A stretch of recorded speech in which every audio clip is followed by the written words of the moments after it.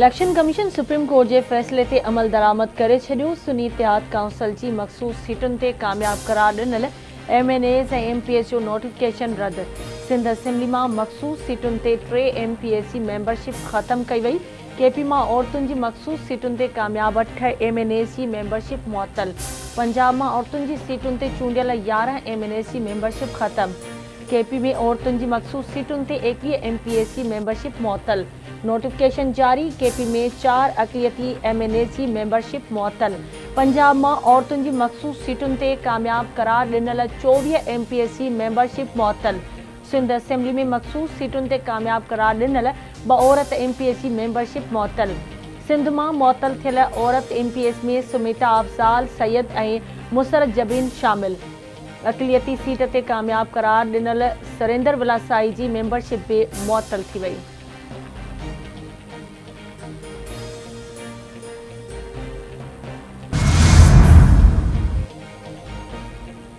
इरसा पानी जी विर्छ पैरा 2 तहत करण वारो सिंध जो मुतालबो मञी वरितो। इरसा चेयरमैन अब्दुल हमीद जो सदारत हेठि इरसा जी सलाहकारी कमेटी जो इजलास में सिंध समेत चइनी सूबनि जे मेंबर्स ऐं आपाशी सेक्रेटरीज़ जी शिरकत। इजलास में डैमुनि में पानी जे वाधू ज़ख़ीरनि जो जाइज़ो वरितो वियो। सिंध पारां पानी जी विर्छ पैरा 2 तहत करण जो मुतालबो कयो वियो। इरसा में सिंध जो मेंबर अहसन लगारी चवे थो पानी जी खोट मुकम्मल तौर ते ख़त्म करण जो फ़ैसिलो थियो।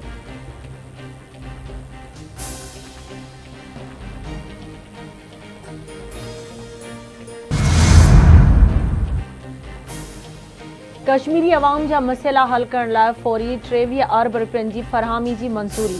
वज़ीर आज़म शहबाज शरीफ जी सदारत में आज़ाद कश्मीर की सूरत-हाल बाबत ख़ुसूसी इजलास में आज़ाद कश्मीर के वज़ीर आज़म वज़ीरनि ऐं आला सियासी क़यादत की शिरकत।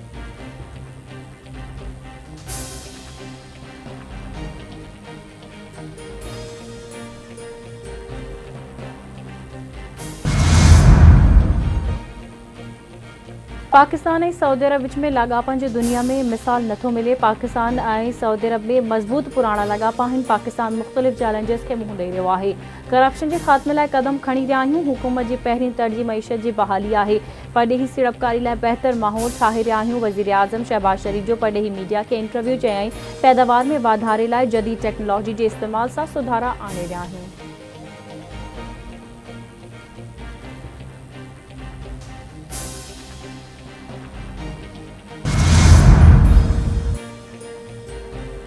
वज़ीर आज़म शहबाज शरीफ गफ़लत करण ते पास्को के MD ऐं GM प्रोक्योरमेंट के मुअत्तल करे छॾियो।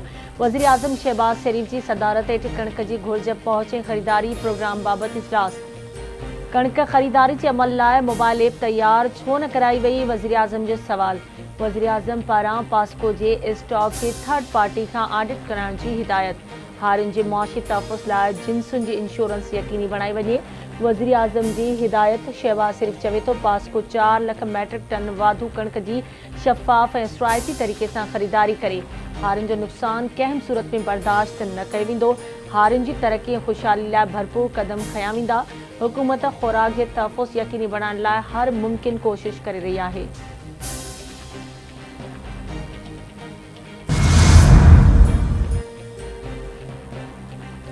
पाकिस्तान IMF का 6 अरब डॉलर का वधिक जो बेल आउट पैकेज लाइ पुरउमीद। IMF सां नए कर्ज प्रोग्राम ऐं बजट ते ॻाल्हियूं। IMF मिशन ऐं नाणे वज़ारत जे अख़्तियार विच में तारुफ़ी सेशन में अॻु भराई। नाणे वज़ारत ऐं IMF मिशन विच में ईंदड़ वफ़ाक़ी बजट लाइ अहम हदफ़ तय थियल। ईंदड़ माली साल दौरान हुकूमत स्टेट बैंक का कर्ज़ न वठंदी। परॾेही राहतुनि जूं अदायगियूं बिना देर वक़्त सिर कयूं वेंदियूं। नाणे वारी वज़ारत ऐं IMF में इतफ़ाक़। मटा सटा वारा नाणे जा ज़ख़ीरा बहितर बणाइण ऐं अदायगियुनि लाइ आलमी मार्केट में बॉन्ड्स जारी कया वेंदा। स्टेट बैंक नाणे वज़ारत ऐं तवनाई वारी वज़ारत जी ॼाण IMF खे मोकिले ॾींदी।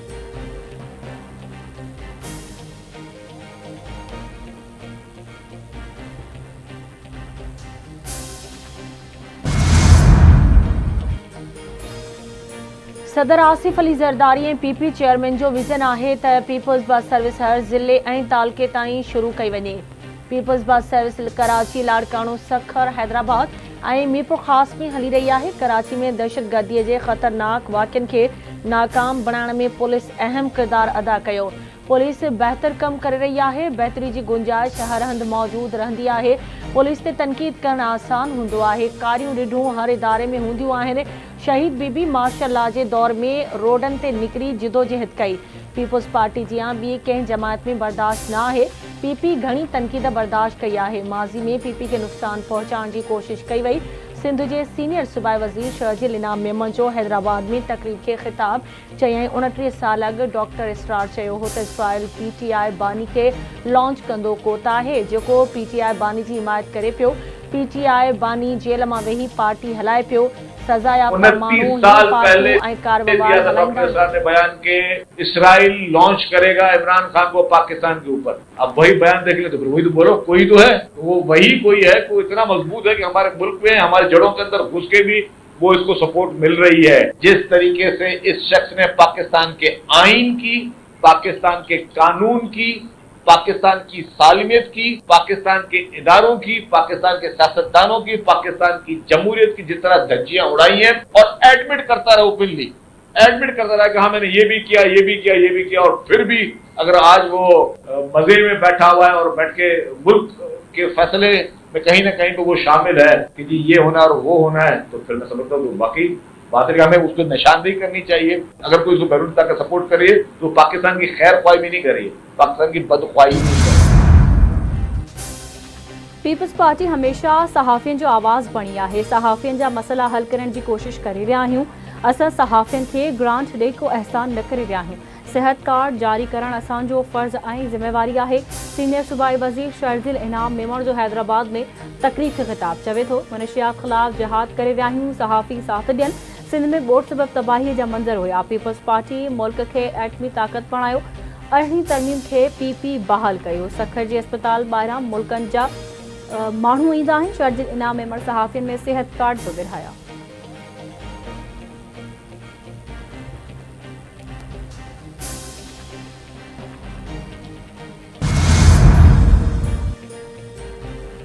अवाम लाइ ख़ुशख़बरी 16 मई खां पेट्रोलियम शयुनि जे अघनि में वॾी घटिताई जो इम्कान।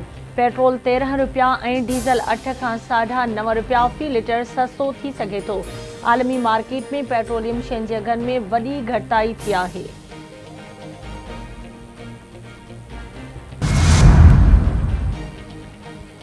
सूबाई घरू वज़ीर ज़ियाउल हुसैन लंजार जी सदारत हेठि शहर में अमन अमान जी सूरत हाल बाबति इजलास में शहर जे समूरनि DIGs SSP समेत ॿियनि सीनियर पुलिस ऑफिसर्स जी शिरकत।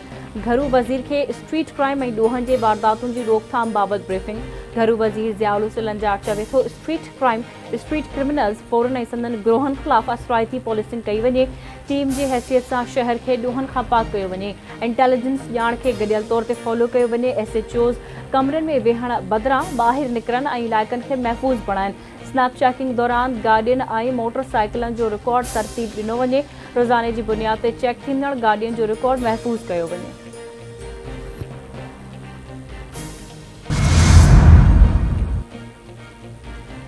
सिंध हाई कोर्ट में ग्रेड 1 खां 15 ताईं जी सरकारी नौकरियुनि ते पाबंदी लॻाइण वारी दरख़्वास्त ते ॿुधणी।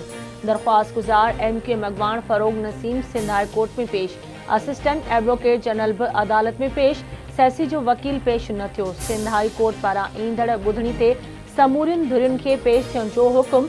अदालत सरकारी नौकरियुनि ते पाबंदी वारे स्टे ऑर्डर में 20 मई ताईं वाध करे छॾी।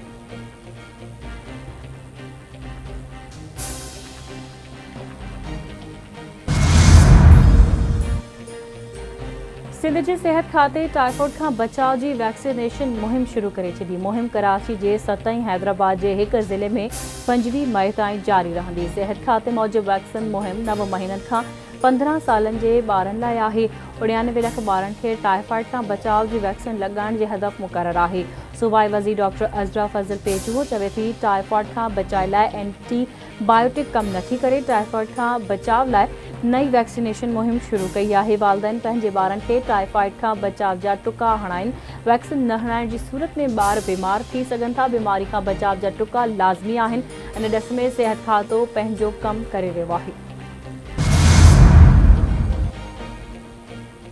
तवानाई वारे सूबाई वज़ीर नासिर हुसैन शाह इम्तिहानी मरकज़नि में लोड शेडिंग जो नोटिस वरितो।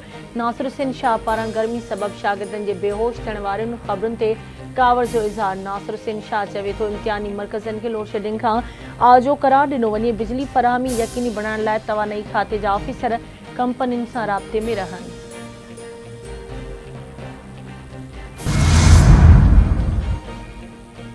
सिंध हाईकोर्ट में 2017 खां गुम थियल शहरी समेत ॿियनि शहरियुनि जी बाज़ियाबी बाबति दरख़्वास्तुनि ते ॿुधणी। पुट जी गुमशुदगी जे ॾुख में संदसि पीउ बि लाॻाणो करे वियो आहे। गुम थियल शहरी जे घर भातियुनि जी अदालत खे आगाही ॿुधायो वञे त शहरी जी बाज़ियाबी लाइ कहिड़ा क़दम खयां विया आहिनि। सिंध हुकूमत शहरी जे घर भातियुनि जी माली सहायता कई आहे। जस्टिस नेमतुल्लाह फुलपोटो जा ॿुधणीअ दौरान रिमार्क्स अदालत पारां गुम थियल शहरी जे घर भातियुनि जी फौरी तौर ते माली सहायता करण जी हिदायत। सिंध हाईकोर्ट तरफ़ां JITs ऐं सूबाई टास्क फोर्स जा सेशन्स करण जी बि हिदायत। अदालत केस जी वधीक ॿुधणी 7 अगस्त ताईं मुलतवी करे छॾी।